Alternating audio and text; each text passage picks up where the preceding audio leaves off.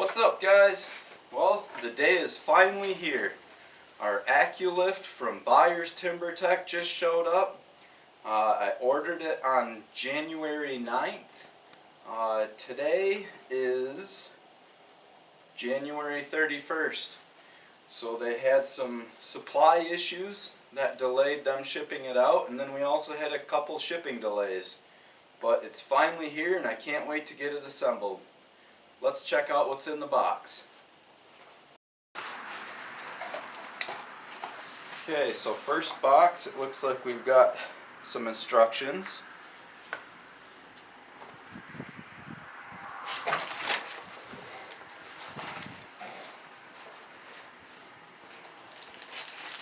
And some parts, nuts and bolts.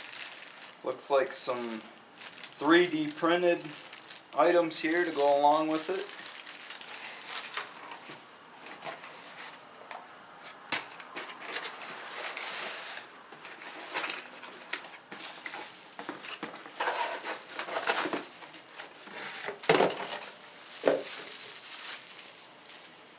Okay, this looks like a control box. We've got a on-off switch, which looks like it's labeled backwards. The on is usually the line and the off is usually the circle here, but we'll see how that wires up. That must be the bottom.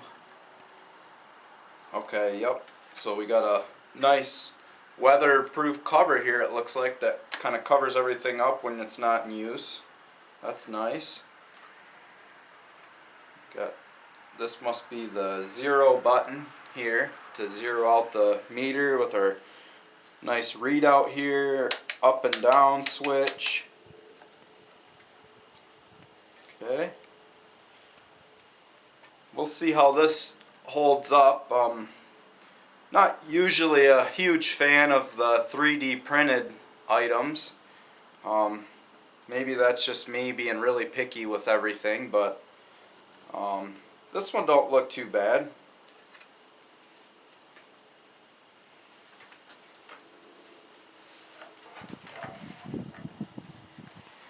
Okay, looks like the last thing we have here is something fell off here. Oh, a little name tag plate here and model number. Must be for the motor. It looks like it maybe was glued on right there. Okay, this is our motor. DC 12 volt, 120 watt. This looks pretty heavy duty. I think the total package weight was 9.5 pounds. Most of it is obviously this. I don't see any damage on the bottom side, maybe a couple marks there, but the bottom of the box kind of looks like somebody beat it like it owed them money. But everything seems to be here so far, and nothing's broken. So this is the current setup. Obviously we have the standard hand crank that's been wearing out my arm. And then Dad and I also installed this DRO on here. This has been a huge upgrade as far as not having to read the magnetic scales over there. This is huge and it's been super accurate. So I can't wait to compare that to the new Acculift and see how accurate that is. I'm hoping we get the same results. So for now I'm just going to leave this on here and we're going to go through the process of installing the electric power head. Alright, so we're off to a great start here. Now before you go and install this power head, I recommend everybody does this.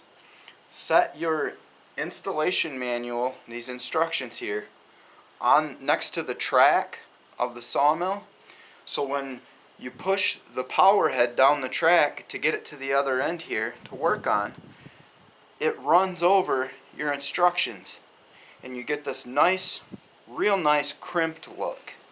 and it's harder to read some of the stuff. So go ahead and do that before you install the Powerhead. I hope everybody knows that I was being sarcastic. Don't actually run these over on purpose. Okay, tools needed: 10mm wrench, 10mm socket, hammer, and punch. This is a nail. I think it's going to work just fine. We're going to start by putting the control box shaft into the gear motor.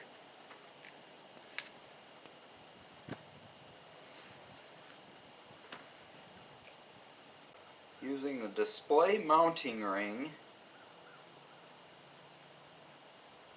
and the bolts, attach the control box to the gear motor. Snug up the bolts, do not over tighten. Okay, it shows one ring, but I'm assuming it's going to take both of them.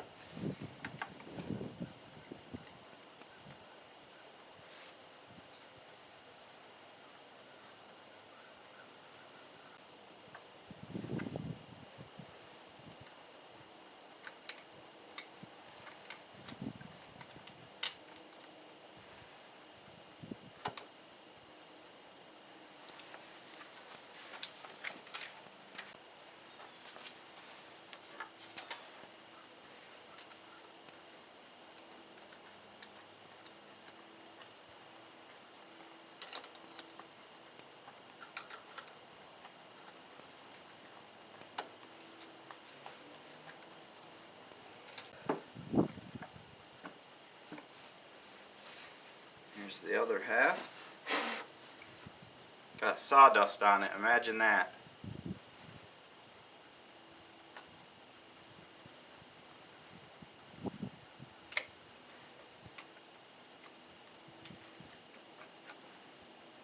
Okay.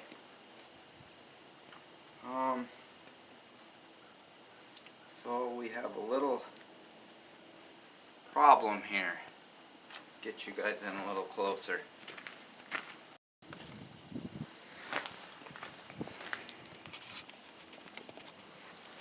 Okay, hopefully you guys can see this here.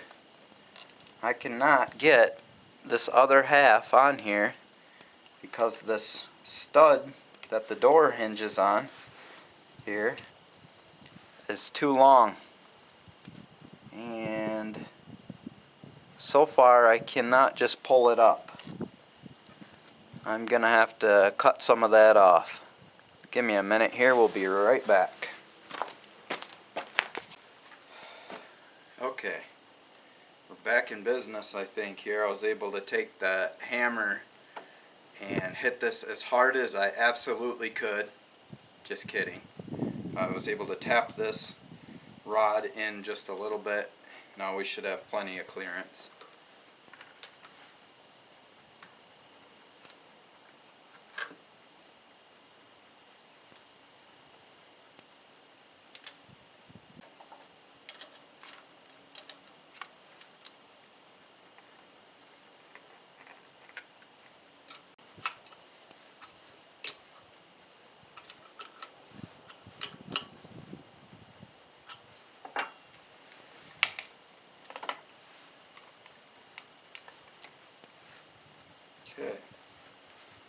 Okay, next step, we're going to start disassembling this handle.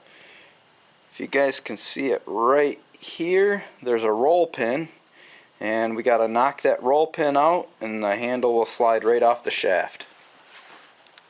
Alright, hang out with me for a second and I'll get this beat off.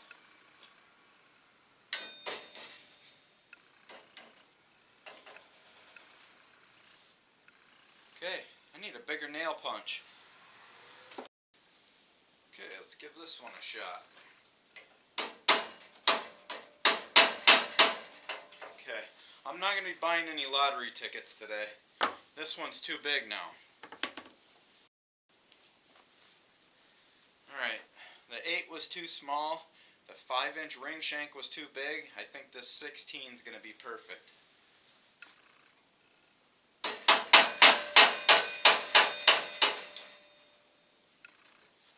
That worked perfect. So if you guys need to know what size nail to use, a 16 fits in there perfect. And this should slide right off. There it is. That was easy.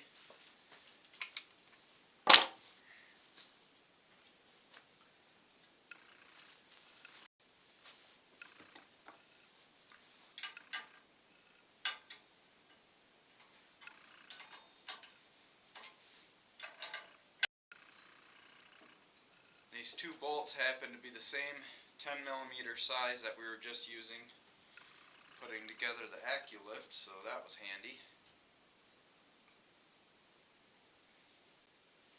Next, we install this little drive shaft coupler adapter piece with the new roll pin.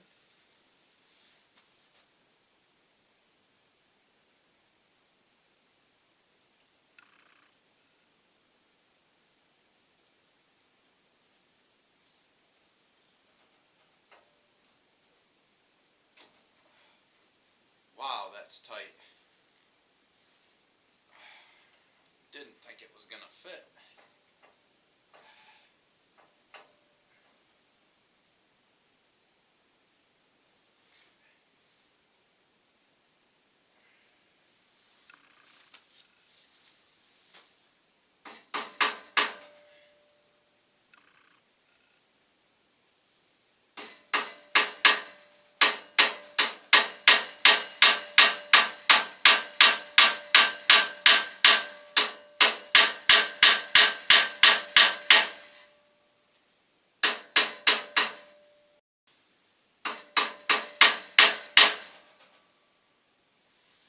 Okay. That made me a little bit nervous, being this piece is plastic or 3D printed, but so far everything looks good. Okay, next step, we're going to take 2 bolts and install this puck piece onto the mill here. Like that.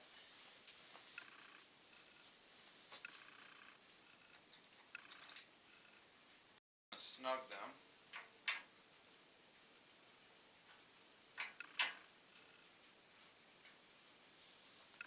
Okay, that's good to go.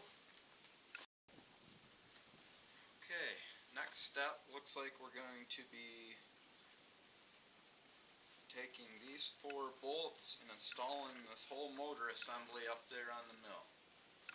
Looks like we'll just slide it over that plastic shaft that we put on with the roll pin, and that will go into this hole here on the motor.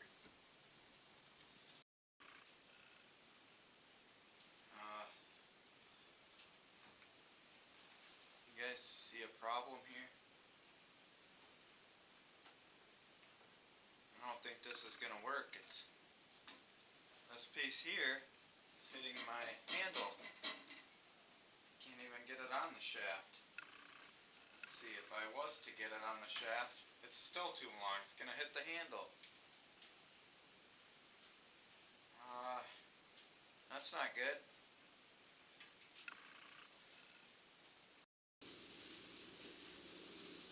Alright, so here's the problem. The Powerhead motor itself and the display will not fit in between the handle here and where it needs to mount. Even if I was able to get it onto the shaft and mounted, it's still overhanging the handle by 3 inches or so. Now the newer model sawmills, I noticed they only have the bar that mounts on the bottom here, and it either goes up here so high or goes down or back on an angle. It looks like the only option here is going to be to cut this bar somewhere in here and either cut out a notch between the 2 here, or just cut it here and remove the top half, which we really don't use anyway. So I am going to pull these 4 bolts off here that hold our handle on. I'm going to mark where I need to cut this bar somewhere in here, and I guess I'm going to cut the top half off. Back in a minute. Oh, real quick here, I took a few minutes and got on the computer and looked around on the Woodland Mills unit that also mounts right here. It's about the same width. Actually, it looks a little bigger. So if I was to go with the Woodland Mills unit or the Epic Saw unit, which is another brand, I would have the same exact problem. So no matter what I do, it's either going to be keep cranking by hand, or to install one of these units, I got to cut this bar handle. So that's what I'm going to do. Okay, we're sorting through the problems here. We got the handle trimmed off. I don't use that top half anyway. This should be good. I've test fit the motor up here, and now we've ran into the next problem. So let me see if I can get you guys zoomed in here. So with the way this whole lift tube mechanism is, here on the end, when you put this piece here on the shaft, it's fine. You put these two bolts in, it holds it on. But when you put the motor on here, I can only get this top bolt in and this backside bolt in, and I could not get these two in. So what I had to do is pull this whole shaft piece off, put all the bolts in from the back, and then bolt that piece back on. Now I should be able to place the motor up to here and start threading in all these bolts till it pulls it tight. Okay, this is going to take a while. I can only turn these hard to get to bolts like a quarter of a turn at a time. And I can't back off the bolt, so I got to use the bolt head to suck the motor into it, and they all got to go in about the same amount each time. It's just going to be time consuming.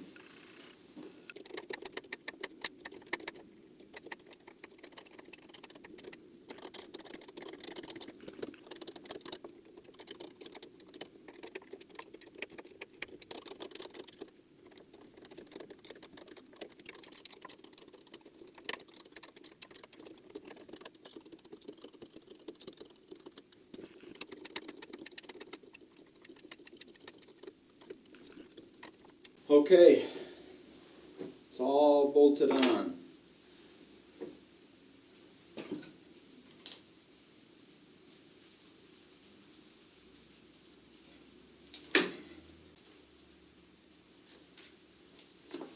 Alright, going through the manual here, I don't see anything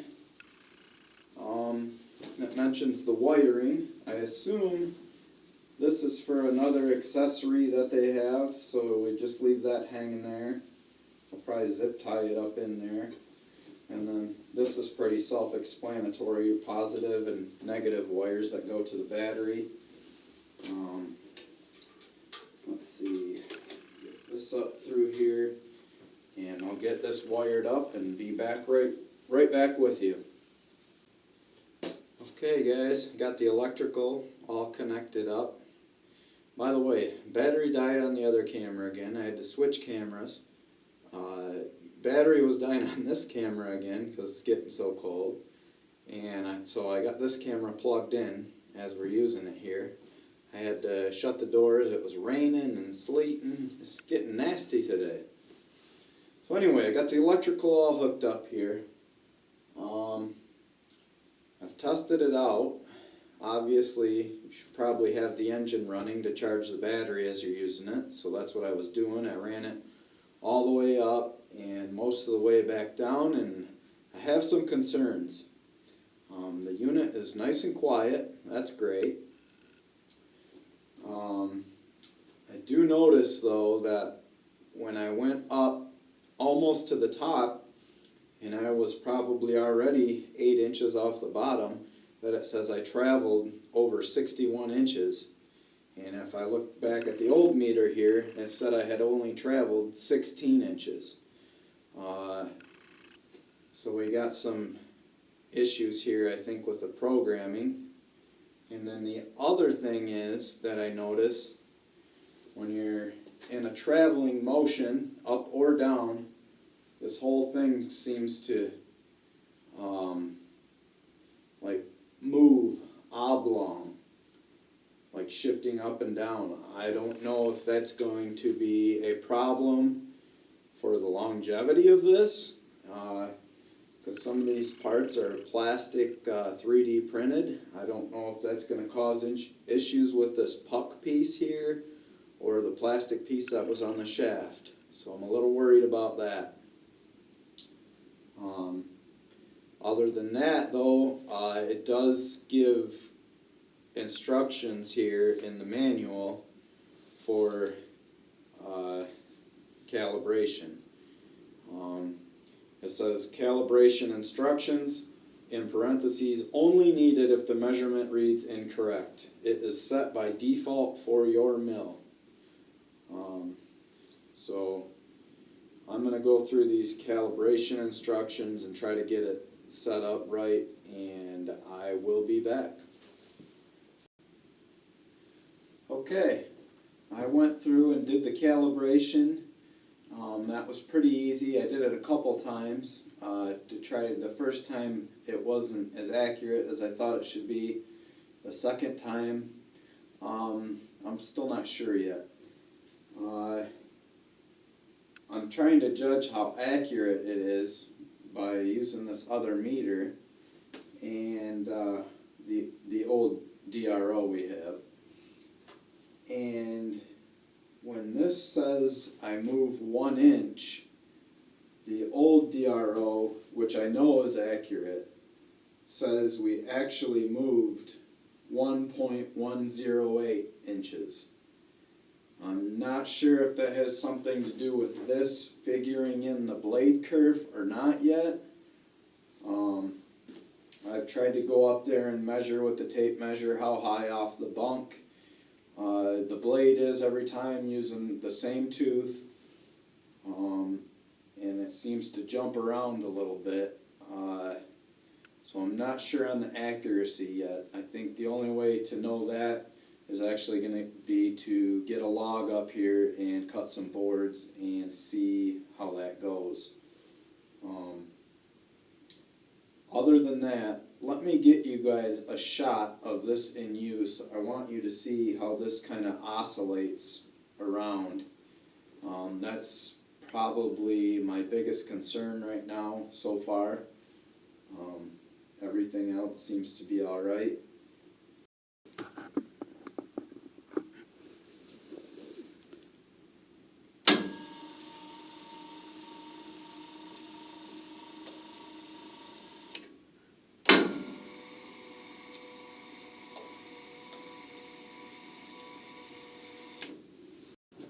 So, let me know what you guys think. If that oscillation is normal or not when it's going down. I think I'll, probably not today, but in the next few days I'm going to get some logs up here and we're going to cut some and see how accurate this is. Right now, that's my two biggest concerns. The first one being the oscillating motion and then the accuracy. So, a lot of you guys already know there are, I believe, 3 options for these power heads out there. This one, like I said, is the Timbertech Acculift, and there's also the Epic Saw brand, and then Woodland Mills has their own. The reason why I really thought about going with the Woodland Mills one, but the reason why I didn't is I thought this one was nice because it had the digital readout here, and the Woodland Mills, you just rely on using the old magnet tape up there, and I like this way a lot better, especially since we already had been using the DRO, and that was working out great for us. So anyway, I'm not sponsored or paid by this company at all. I just happened to find the Byers Timbertech brand, and like I said, I liked it because they had the readout. And I bought it, and they did not give me anything, no sponsorship or nothing like that. It was $550, and then I believe there was some shipping too, and then I had a discount, so I used that. It was $550 total. So let me know what you guys think, and I'll see you in the next video when we're cutting some wood with it. Thanks for watching.